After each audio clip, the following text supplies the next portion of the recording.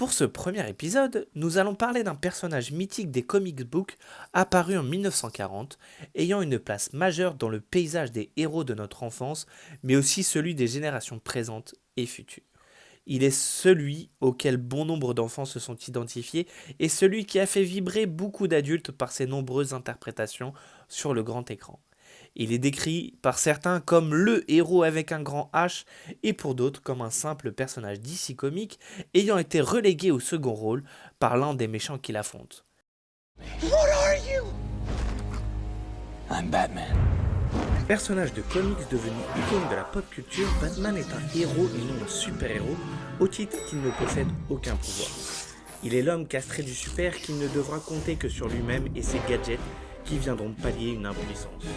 Batman, littéralement l'homme chauve-souris, est cet être normal qui mène une lutte contre le crime depuis qu'il a assisté au meurtre de ses parents dans une ruelle de Gotham City, la ville où se déroulent la plupart de ses aventures.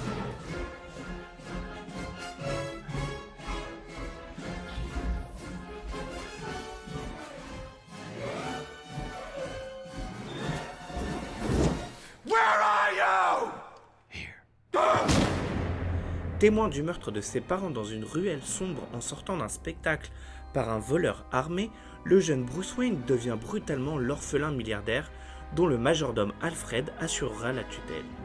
Cet événement mis si souvent en scène dans les comics, films ou bien encore animés font de celle-ci la scène originelle. Batman naît dans cette ruelle sombre et sa vocation sera de tenter d'empêcher d'autres crimes de se perpétuer. En psychologie, un événement marquant de ce type se nomme un TPSD, trouble de stress post-traumatique, désignant un type de trouble anxieux sévère se manifestant à la suite d'une expérience vécue comme traumatisante avec une confrontation à des idées de mort. Bruce va être confronté à de nombreuses reprises à des réminiscences sensorielles, visuelles, auditives ou bien olfactives de la scène vécue. La culpabilité d'avoir survécu est une question constante. Pourquoi moi? En outre, nous retrouvons des symptômes tels que le sentiment d'intrusion. Pour Bruce, ce sont des souvenirs ou images pénibles de l'incident, des cauchemars associés au traumatisme ou à d'autres événements horribles qu'il a vécus. Il y a aussi le sentiment d'évitement. Batman disparaît constamment lors des entrevues avec le commissaire Gordon.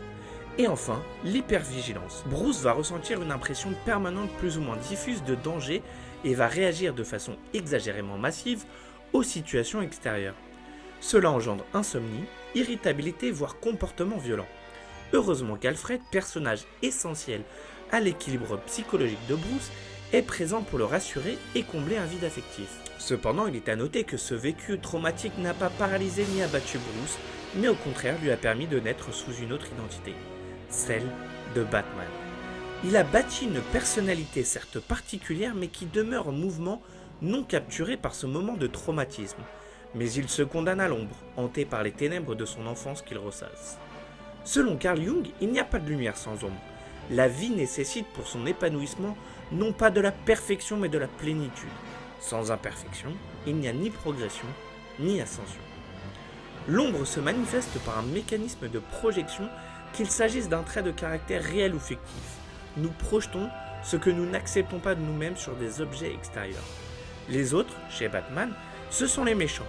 La folie chez le Joker, le trouble bipolaire chez Double Face, la paranoïa chez l'épouvantail, le trouble de la... En décidant de se battre contre le crime, il est devenu plus fort, s'est donné de nouveaux buts.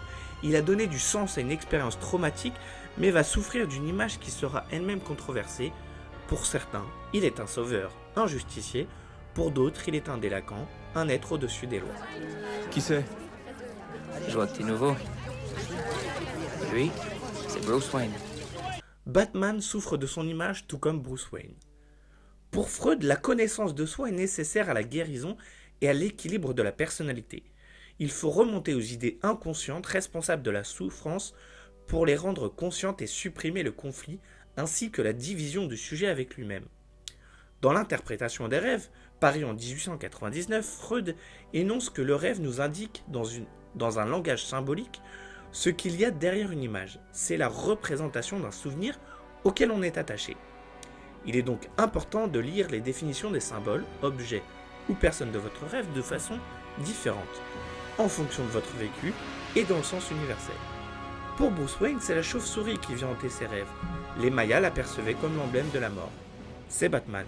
En Extrême-Orient, elle représente l'équilibre et le bonheur, ainsi que la longévité et le succès. C'est Bruce Wayne. Parfois prise pour un vampire, elle a le pouvoir de se déplacer la nuit. Maîtrisée, son image c'est ainsi maîtriser sa vie, et un moyen de devenir sa propre peur et de l'affronter. Bruce, qui s'en voulait de n'avoir pu réagir face à l'assassinat de ses parents en pleine nuit, est devenu le justicier de l'ombre. Il est l'homme sans pouvoir qui arrive à dépasser sa condition de mortel pour devenir une légende, un modèle, un héros.